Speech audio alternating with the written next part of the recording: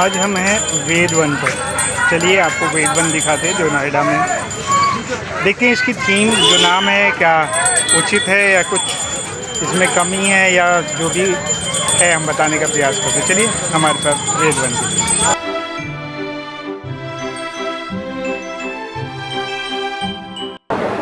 Hello साथियों, मैं जितेंद्र सिंह तोमर आज आपको लेकर के आया हूँ नोएडा के वेद वन में।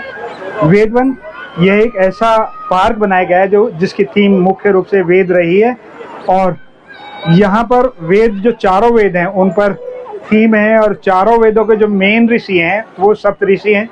उन 7 ऋषियों के नाम हैं अलग अलग, वो हम एक एक करके आपको बताएंगे और अब आपको बताने जा रहे हैं कि यहाँ पर चारों वेदों के बारे में लिखा गया है, थोड़ा थोड़ा समझाया गया है, यानी कि ब्रीफ में समझाने का प्रयास किया गया है। जो सबसे पुराना वेद है वो ऋग्वेद है, उसके बाद सामवेद, अथर्ववेद और उसके बाद में सामवेद, यजुर्वेद और उसके बाद में अथर्ववेद आता है। तो ये इस तरीके से 4 वेद हैं हमारे और चारों में अच्छे से वर्णन किया गया है। हम वेद के बाद में सामवेद, यजुर्वेद और उसके बाद में अथर्ववेद आता है। तो ये इस तरीके से 4 वेद हैं हमारे और चारों में अच्छे से वर्णन किया गया है। हम चाहेंगे कि आप यहाँ पर जरूर आइएगा। तो जैसा कि हम वेद वन नामक पार्क में घूम रहे हैं, यह पार्क बहुत शानदार पार्क है। आप आइए, अपने बच्चों को भी लेकर के आइए और इसमें यहाँ कोई टिकट नहीं है। शाम को यहाँ पर लेजर शो भी है, उस लेजर शो को देखिएगा, बहुत शानदार है। हम थोड़ी देर में जो लेजर शो है वो शुरू होने वाला है और यह पार्क पूरे 7 खंडों में बटा हुआ है। जो हमारा वेद है, 4 वेद हैं और उनके वो जो मुख्य जो ऋचाओं के लिखने वाले ऋषि हैं वो 7 हैं और उन 7 के ही अलग अलग नाम है। विश्वामित्र हुए, अगस्त्य ऋषि हुए, गौतम ऋषि हुए, इनके इसी तरीके से 7 ऋषियों के अलग अलग खंड बनाए गए, 7 खंडों में बनाए गए। आप जरूर आइएगा, इससे हमारी प्राचीन जो संस्कृति है उसकी झलक आपको यहाँ पर मिलेगी। चलिए हम आपको इस पार्क को घुमाते हैं।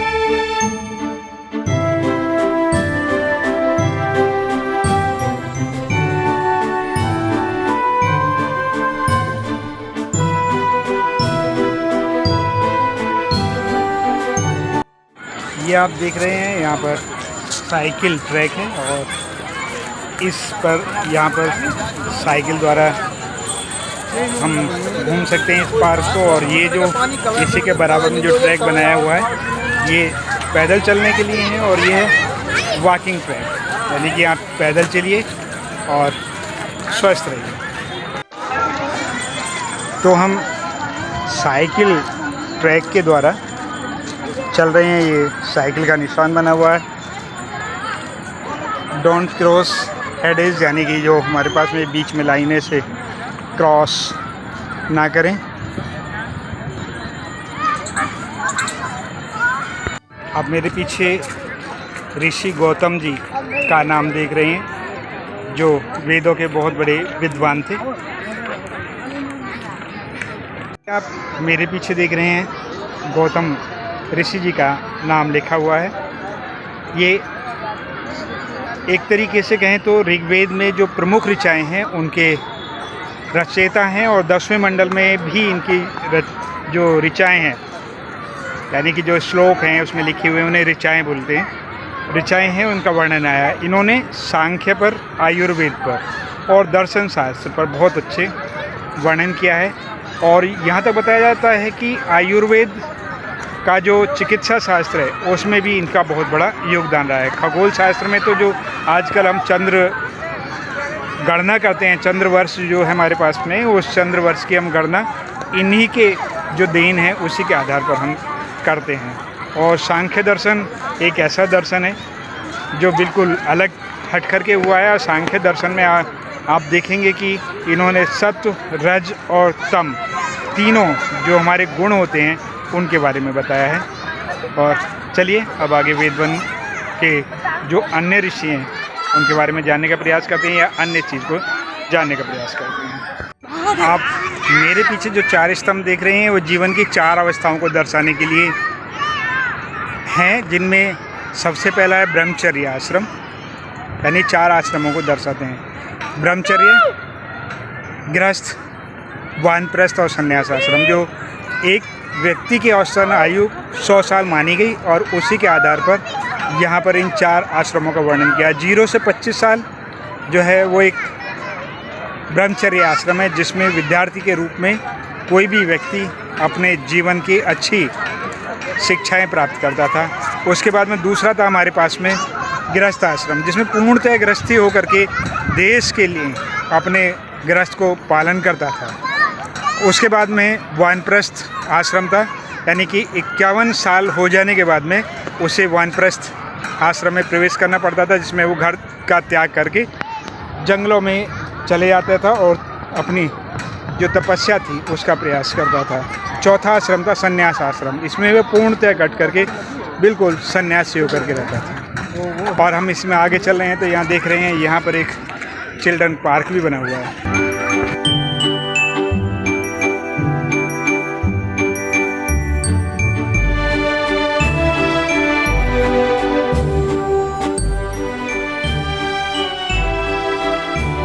वालों का ध्यान में रखते हुए जन सुविधा के लिए भी यहाँ पर जगह बनाई गई है। अगर आपको कोई परेशानी होती है तो जन सुविधा का लाभ उठा सकते हैं। ये अश्व का प्रतीक है, अश्वमेघ यज्ञ का, जो हमारे यहाँ वेदों का महत्वपूर्ण एक अंग रहा है।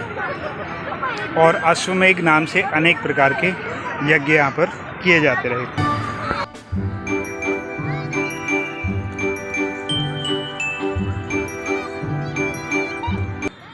मेरे पीछे जो अश्व देख रहे हैं वो एक अश्वमेघ यज्ञ का घोड़े का प्रतीक है, जो प्राचीन भारतीय परंपरा रही है। उसमें लोग जो अच्छे राजा हुआ करते, बड़े राजा थे, जिन्हें अपनी शक्ति का पूरा भरोसा होता था, वो अश्वमेघ यज्ञ क्या करते थे, वे अश्व एक घोड़े को छोड़ा करते थे, उसके पीछे अपनी सेना भेज दिया करते थे कि जो भी अब उस घोड़े को पकड़ेगा उसके साथ में इस राजा का युद्ध होना अनिवार्य था। यानी कि उसे युद्ध करने के लिए ही वह इस घोड़े को पकड़ सकते थे। जो उसके साथ में आ रही सेना के साथ में होता था, सेना जो चतुरंगड़ी सेना हुआ करती थी उस घोड़े के साथ में चलती थी। और जहाँ से वह निकल जाता था चुपचाप वह समझ लिया जाता था कि वह क्षेत्र उस राजा के अधीन आ गया है जिसने अश्वमेघ यज्ञ किया है। और जो उसे रोक लेता था उसे अश्व वाले घोड़े के राजा के साथ में युद्ध करना होता था। परिणाम कुछ भी हो रहता था। अगर अश्वमेध यज्ञ करने वाला से जीत गया तो जो राजा जिसने अश्व पकड़ा वो उसका पराधीन हो जाता था, अर्थात उसका अश्वमेध यज्ञ खंडित हो जाता था। ये इसकी परंपरा प्राचीन काल से रही है। वेदवन में आकर के हमें ऐसा ज्ञान मिला अश्वमेध यज्ञ के बारे में।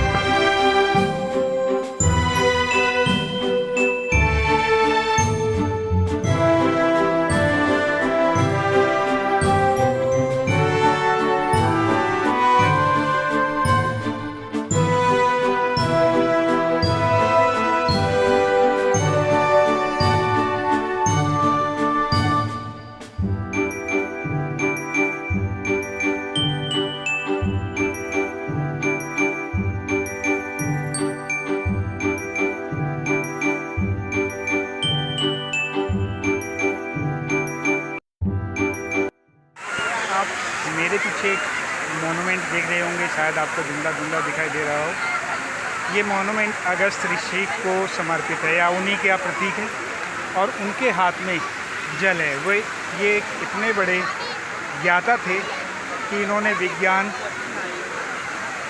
और आयुर्वेद से संबंधित बहुत अच्छी जानकारी प्राप्त कर रखी थी और इन्होंने समुद्र के आसपास के रहने वाले या समुद्र के अंदर रहने वाले राक्षसों से मुक्ति दिलाने के लिए इन्होंने समुद्र को पी लिया था।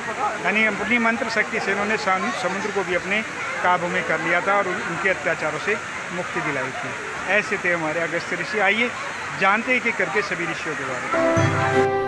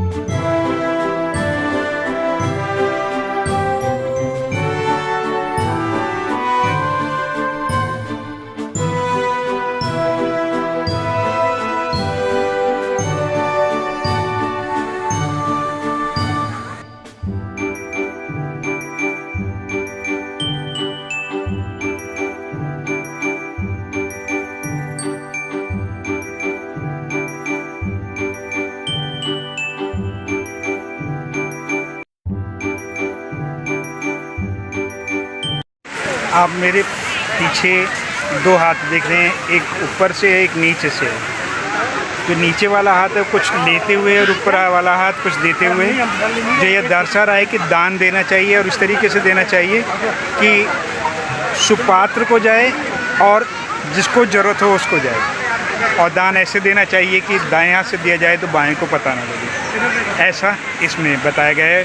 और अगस्त ऋषि जो हमारे हुए हैं उन्होंने इसको महत्वपूर्ण एक तत्व माना है जीवन का कि आपको दान अवश्य करना चाहिए।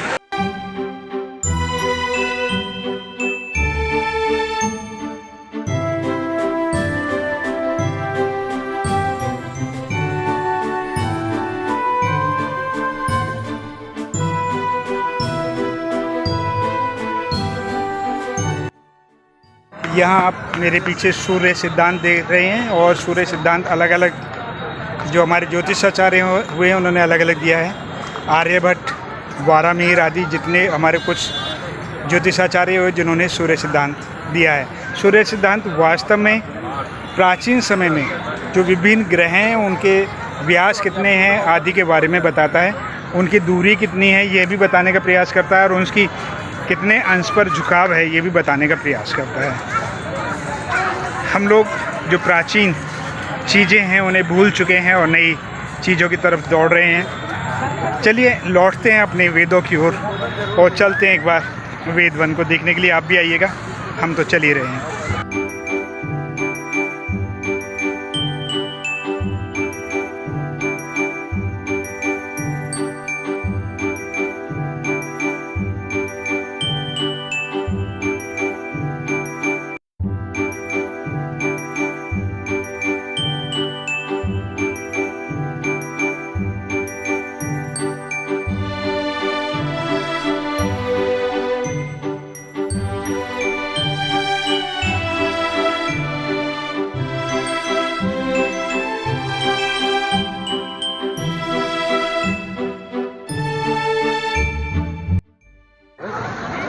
मेरे पीछे जो ये मोनूमेंट देख रहे हैं यह ऋषिका के नाम से है।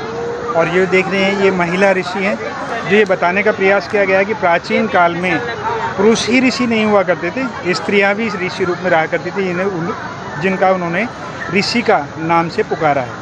और बहुत सारी यहाँ पर जो ऋषि हुए हैं उनके बारे में इसमें वर्णन किया गया है। ये 27 ऋषिकाओं के नाम यहाँ पर लिखे गए हैं। आइए पढ़िए और जानिएगा। अपाला, घोषा आदि इसमें प्रमुख हैं।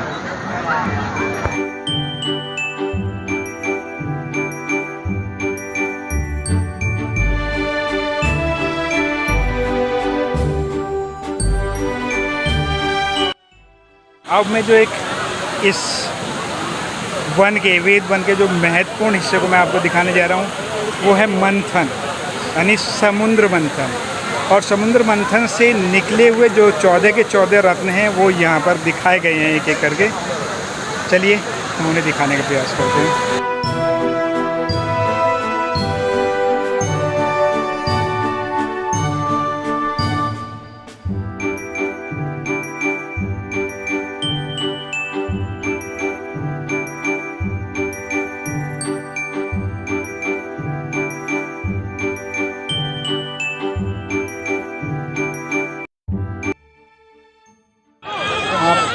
यहाँ ऋषि परंपरा में जो शिक्षा का मुख्य स्थल हुआ करता है गुरुकुल, उसी गुरुकुल की झलक आप देख रहे हैं। सामने शिक्षक हैं या ऋषि हैं और यहाँ पर ये बहुत सारे शिष्य बैठे हुए हैं जो अलग अलग तरीके से शिक्षा ग्रहण कर रहे हैं। और इन्हें यहाँ पर गायत्री मंत्र का जाप सिखाया जा रहा है।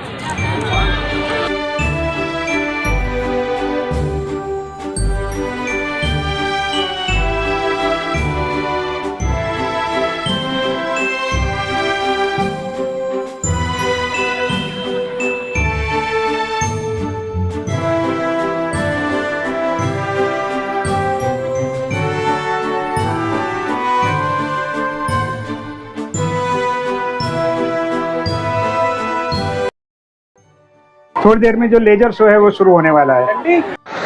वेद वन में रात में लेजर शो भी देखने के लिए मिलता है, उसका भी मौका मिलता है हमें। उसका टाइमिंग जो है वो 7:30 बजे का है और कुछ ही देर में वह शुरू होने वाला है। चलिए हम इसे आपको दिखाते हैं और पूरा दिखाने का प्रयास करते हैं।